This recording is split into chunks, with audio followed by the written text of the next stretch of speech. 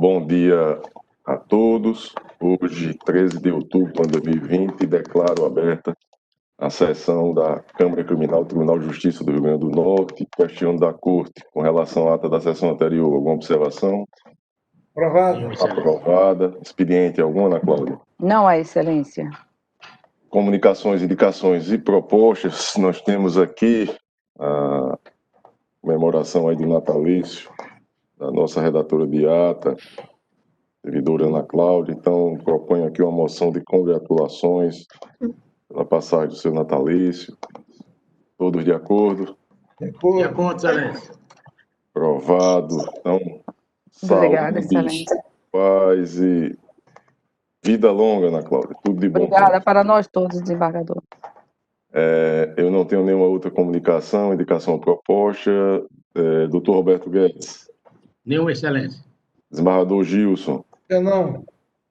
Então, vamos iniciar os julgamentos e Ana Cláudia, naquela rotina que tem aí pedido de sustentação oral, por favor, faça aí o pregão. Desembargador Glauber, eu tenho uma leitura de acordo, viu? Leitura de acordo? Pois não, desembargador Gilson. Vossa Excelência tem a palavra. É o habeas corpus de número 080, 6002, impetrantes, doutor Diógenes da Cunha Lima, doutora Natália Galvão da Cunha Lima e doutor Gabriel Lucas Moura. Paciente, Eric Wilson Pereira, autoridade 4 horas, juiz da 7ª Vara Criminal, relator desembargador Glauber Rego e relator para acórdão, esse que vos fala, Gilson. A ementa já foi exposta, e eu digo no acordo dos desembargadores que integram a Câmara Criminal deste tribunal, com maioria, em dissonância com o parecer da 10ª Procuradoria de Justiça, determinar o trancamento da ação penal de número 010-9426-48, instaurado em desfavor do paciente, vencido desembargador Glauber Reis, que é legal. Essa é a leitura que faço. Eu aprovo, doutor Roberto Guedes. Também, excelência. Então, aprovado. Mais algum? Doutor Roberto Guedes, tem alguma leitura de acordo? Não tem? Tenho, excelência. Somente este, Ana Cláudia. Então, faça, por favor, aí o pregão para que possamos... O senhor quer que compartilhe a tela, desembargador? Por favor. Apelação Criminal 2019-0012-656, Origenísia Floresta, apelante Eusimar Isídio de Souza, advogado Edberto Rodrigo Afonso Smith Júnior, apelado Ministério Público, relator desembargador Gilson Barbosa, revisor doutor juiz Roberto Guedes. O advogado Egberto Rodrigo Afonso Júnior fará a sustentação e defesa do apelante Eusimar Isídio de Souza. Doutor Roberto, desembargador Gilson, o processo está em mesa? Está em mesa, sim, presidente. Doutor Smith, Vossa Excelência tem até 15 minutos para a sua defesa oral. Obrigado, Excelência. Bom dia a todos. Desembargador Glauber, desembargador Gilson, desembargador Roberto Guedes, Ana Cláudia, doutora Daci. Satisfação mais uma vez estar participando da sessão deste modo, mas é um modo que hoje virou um novo normal e acredito que deverá permanecer também após esse retorno presencial no tribunal. Está sendo bem assimilado, está sendo muito bem aceito, e eu acho que a justiça só tem a ganhar em manter as duas formas de trabalho, a remoto e a presencial, assim que não for possível, né, que Deus nos permitir. Mas, Excelências, nesta apelação criminal, que tratamos basicamente, são fatos com relação à autoria. Nós temos um processo onde foi feita cópia de algum outro processo e esta defesa não conseguiu identificar de onde vieram essas cópias, onde existe como prova apenas o interrogatório do réu, não existe nenhuma testemunha de acusação, não existe ninguém confirmando as informações que foram tidas como informações verdadeiras pelo juízo para uma condenação.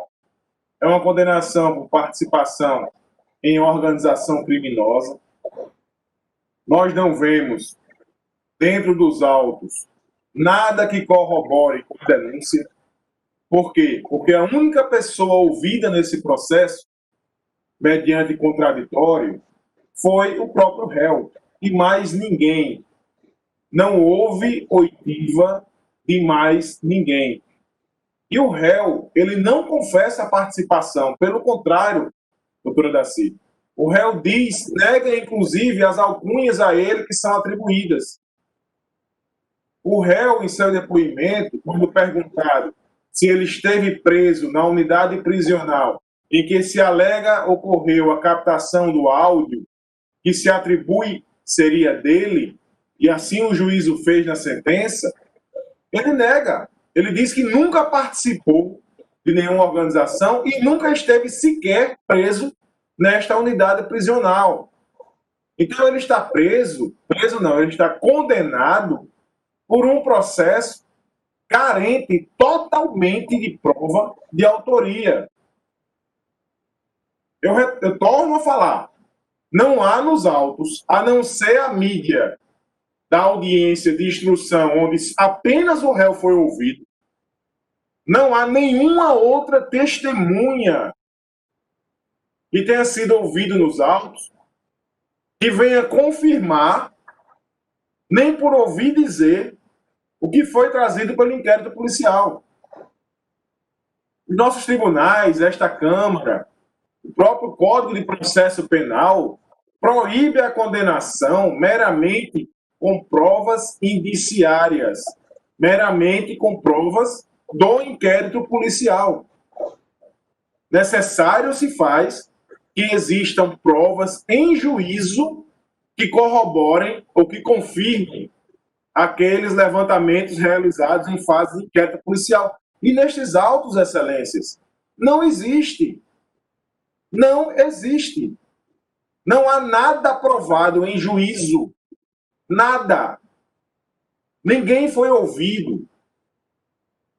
Importante também, e aí é uma preliminar, que, ao meu ver, não foi suscitado nas razões de apelação, por falha nossa, reconheço, mas que me veio após a apresentação das razões, e aí eu não teria mais tempo para poder aventar, mas como é razão de direito, pode ser reconhecido de ofício também pela Câmara, é que as interceptações, elas não estão anexadas aos autos em sua integralidade. Não existe. A mídia das supostas interceptações não se encontra nos autos em sua integralidade. Isso é cerceamento de defesa, como vem reconhecendo o STJ várias vezes, vem reconhecendo o STF. Eu não estou falando, excelências, aqui em necessidade de degravação na íntegra de toda a interceptação telefônica. Até porque esse processo baseou-se em supostas interceptações telefônicas. Então, eu estou falando que não está nos autos a integralidade da mídia interceptada.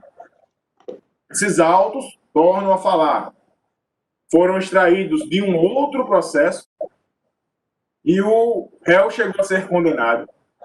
Primeiro, apenas com o depoimento dele, negando tudo. Segundo, sem as mídias na sua integralidade dentro dos autos. Terceiro, sem a decisão que determinou a interceptação telefônica nos autos. Folheando os autos, você não acha essa decisão que... Ah, doutor, mas a decisão foi em outro processo. Sim, se foi em outro processo, ela tem que ser carreada nesses autos também. Porque a defesa tem que saber se a decisão está dentro dos parâmetros legais, tem que saber se as interceptações, quando feitas, está dentro do período que foi autorizado pela Justiça. Então, por mais que venha de outro processo, desembargador Gilson, desembargador Glauber, por mais que venha de outro processo, seja uma cópia, uma extração de outro processo, as decisões têm que vir na sua integralidade. Senão a defesa está cerceada. Então, nestes autos existem, excelências, ausência da decisão que decretou as interceptações. Existe ausência da integralidade das mídias. Existe ausência de prova em juízo que venha corroborar, que venha certificar, que venha realmente confirmar o que foi aventado no inquérito policial.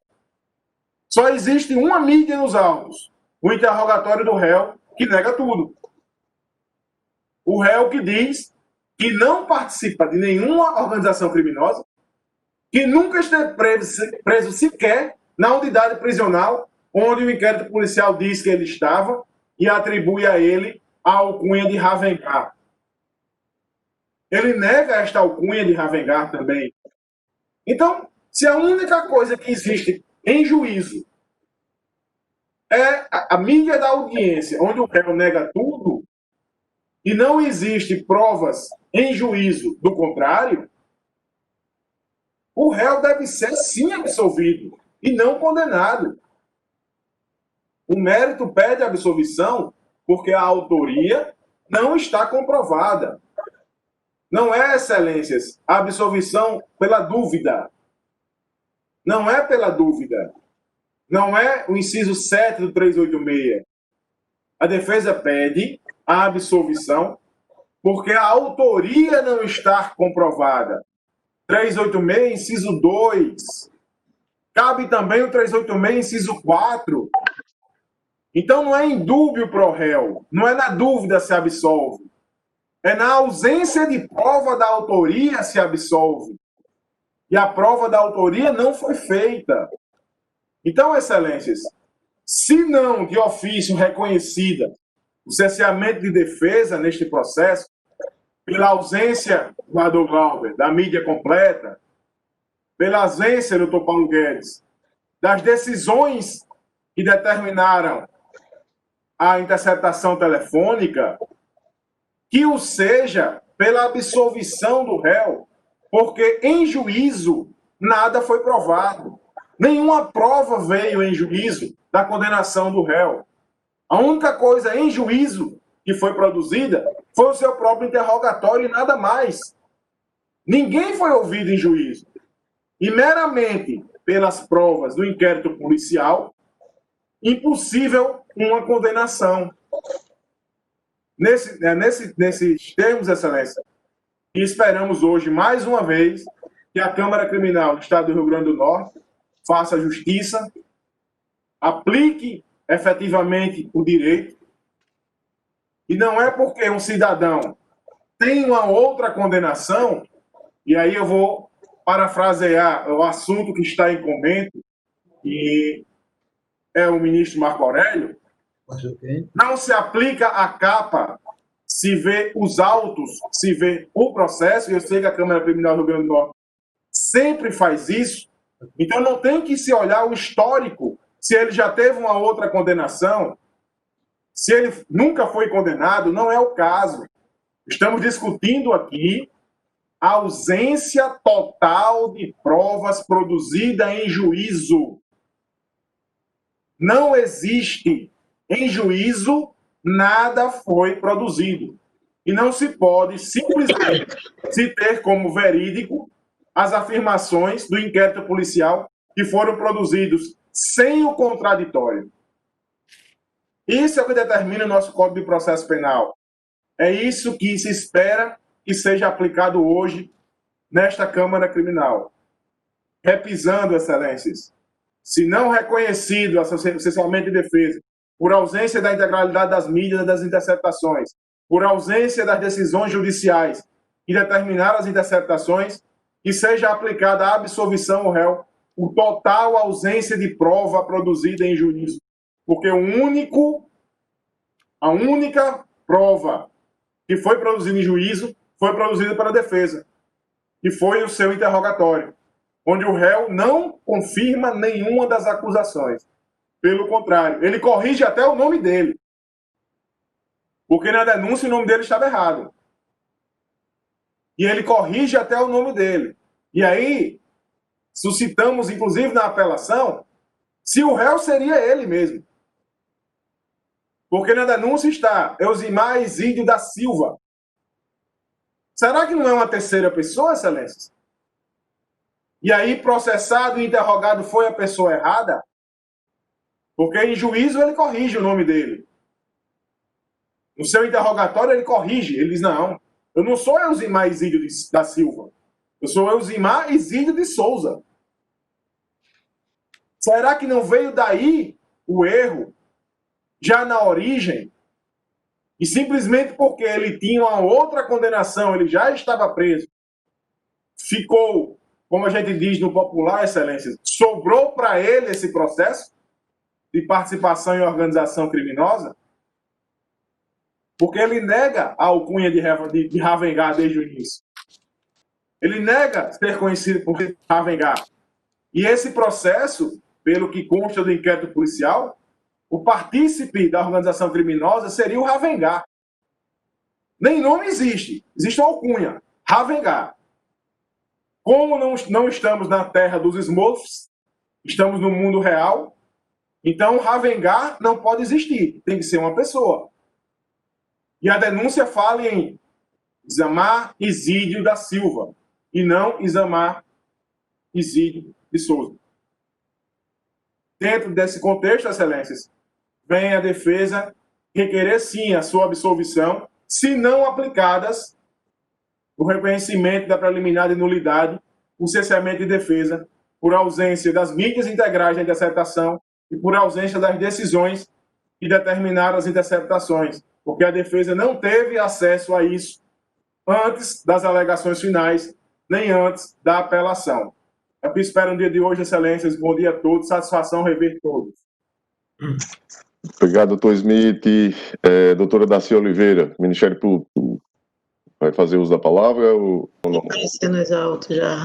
Perfeito. Ratifica o parecer. O relator, o desembargador Gilson Barbosa, como vota Vossa Excelência? Presidente, o meu voto foi previamente distribuído a todos os senhores julgadores, mas eu digo o seguinte: preenchidos os requisitos de admissibilidade, deve ser conhecido o presente recurso de apelação. Sim-se a pretensão recursal na reforma da sentença monocrática quanto à condenação do apelante na prática do delito de organização criminosa, ao argumento de que inexistem provas capazes de manter os termos da sentença. E transcrevo aqui parte da denúncia. Adiante, digo, de acordo com a Lei 12.850, de 2013, considera-se organização criminosa a associação de 4 ou mais pessoas estruturalmente ordenada e caracterizada pela divisão de tarefas, ainda que informalmente, com o objetivo de obter direta ou indiretamente vantagem de qualquer natureza, mediante a prática de infrações penais cujas penas máximas sejam superiores a 4 anos ou que sejam de caráter transnacional, sendo que na mesma lei é previsto o tipo penal do artigo 2º que tipifica o crime de constituir organização criminosa. E faço a citação na sua íntegra, após o que digo o seguinte: o artigo 2º da Lei 12.850 fixa a pena de reclusão de 3 a 8 anos e multa para quem promover, constituir, financiar ou integrar pessoalmente ou por interposta pessoa organização criminosa sem prejuízo das penas correspondentes às demais infrações penais praticadas. Tal delito constitui tipo penal complexo que necessita de preenchimento de alguns requisitos para sua configuração. Para Guilherme de Souza Nutti, faço a citação dele que me abstenho de ler para não cansá-lo, e porque os senhores já tiveram acesso a ele. Aí digo o seguinte: além disso, o doutrinador Luiz Flávio Gomes destaca que, além da divisão de tarefas e da estrutura ordenada, há a necessidade de estabilidade e permanência como características de uma organização criminosa, afirmando, e faço a citação dele. Enfim, conclui-se então que, para se enquadrar no delito de organização criminosa previsto na Lei 12.850, deverá haver a comprovação de a. atuação de 4 ou mais pessoas. B, a estruturação ordenada e caracterizada pela divisão de tarefas, ainda que informalmente. C, finalidade de obter, direta ou indiretamente, vantagem de qualquer natureza. Prática de infrações penais cujas penas máximas sejam superiores a 4 anos ou que sejam de caráter transnacional. Em caso do acervo probatório, notadamente as folhas 48 de texto dos áudios de interceptação telefônica extraído no procedimento investigatório criminal, verifica-se que o apelante, conhecido como Ravengar, tem participação ativa da organização criminosa denominada PCC, com ramificações em vários estados da federação. E faço mais uma citação que me abstenho de ler também. Dos autos, consta que o recorrente se articulava dentro de estabelecimento prisional junto à facção criminosa, com destaques para a regimentação de novos membros, comércio de entorpecentes e aquisição de aparelhos celulares. Nesse sentido, trago a colação de texto da sentença em tal aspecto. Faço a citação também que me abstenho de ler.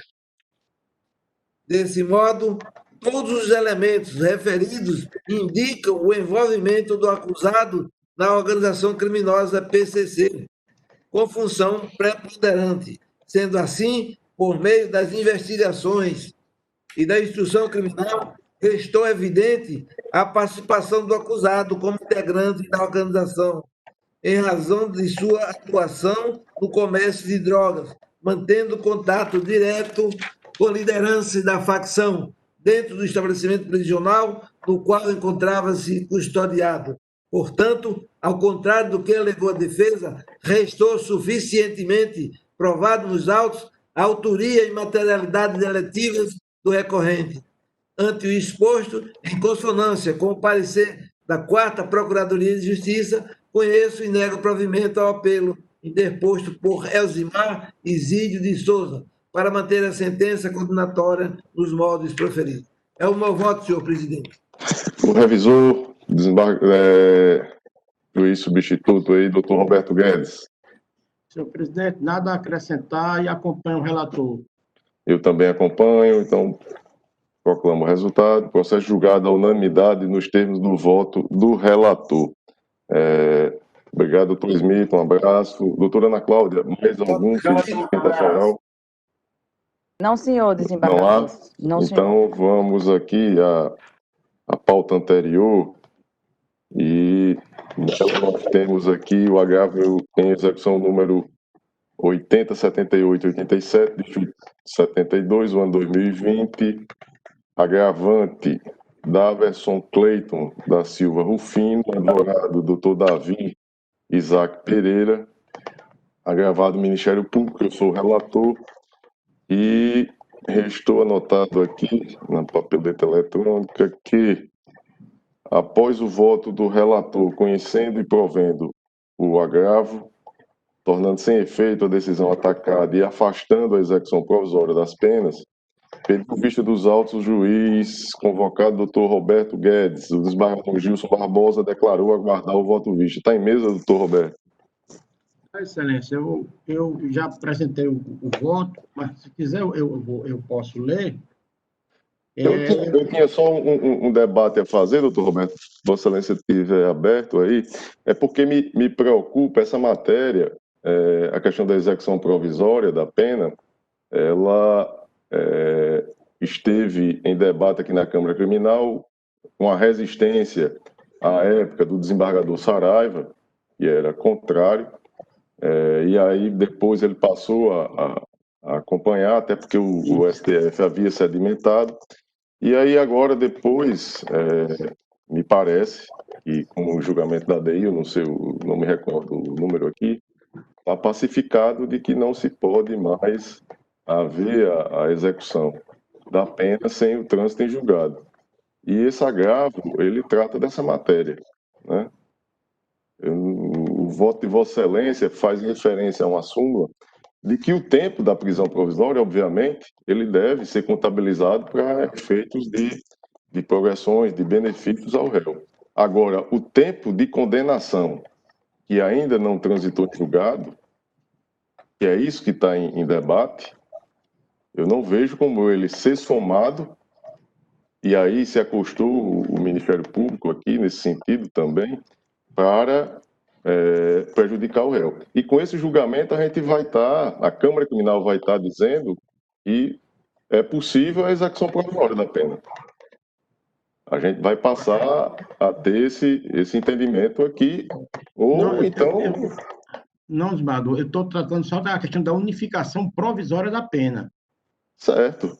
Aí o nosso entendimento é que pode. Não se trata é só a questão da unificação provisória. Entendeu? Unificação, o agravo trata disso. A decisão, ela soma a condenação que foi feita a que já está passada em julgado, e com isso, esse somatório, esse resultado, ele é contabilizado para efeitos de progressão do réu. Isso é a unificação da pena. A questão o que é, e aí, doutor Roberto Guedes, é pacificado, e a súmula trata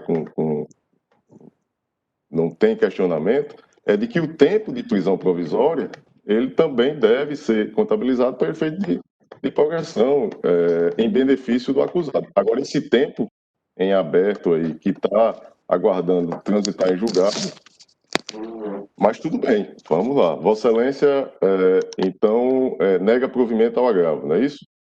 Isso. Desembargador Gilson Barbosa. Presidente, esse assunto voltou à tona novamente nos tribunais superiores e nos estados. Eu tenho um apego muito grande às coisas decididas por São Paulo.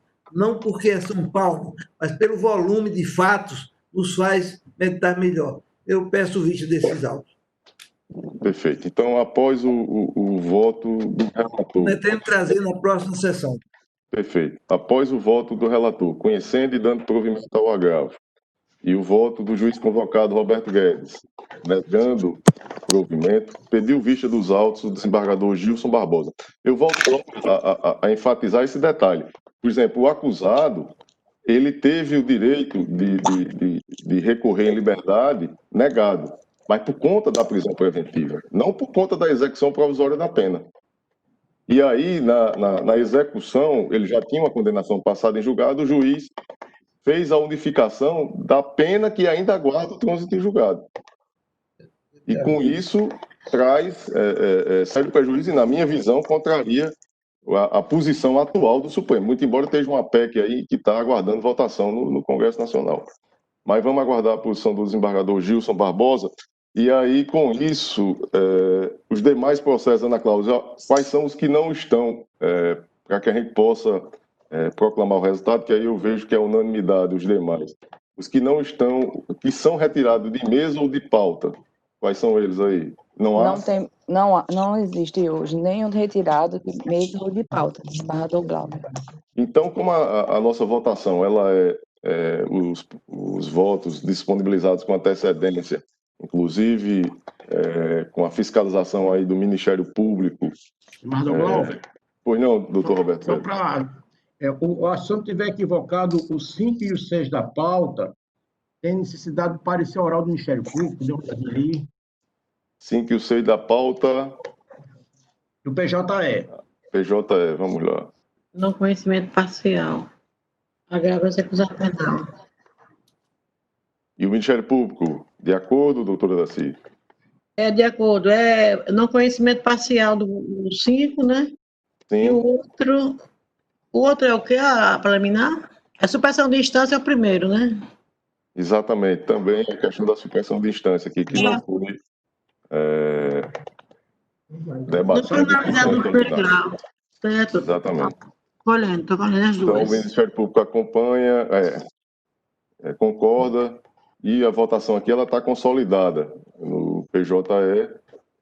Eu posso proclamar o resultado de todos, doutor Roberto, desembargador Gilson. Nem um destaque, nem uma divergência. Estão todos julgados à unanimidade.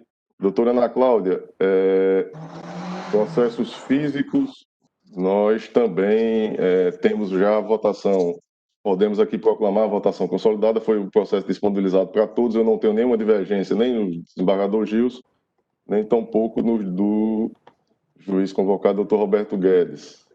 E questiono de ambos aí com relação aos da minha relatoria. Alguma divergência? Nenhuma divergência, presidente. Nenhuma divergência, excelência. Ministério Público, algum questionamento, doutora da Silva? Excelente, tudo ok. Então, Tudo processo certo. julgados à unanimidade nos termos do voto do relator. Alguma observação, Ana Cláudia? Não, senhor desembargador. Somente Tá. aquele do voto visto do desembargador será unanimidade. Vencido o doutor Roberto Guedes, é isso? Não, voto visto, está com voto visto é o desembargador Gilson. Gilson, ele pediu visto, então. Tá bom. Sim. Tá certo? Algo mais? Próxima sessão, terça, dia 20. Dia 20.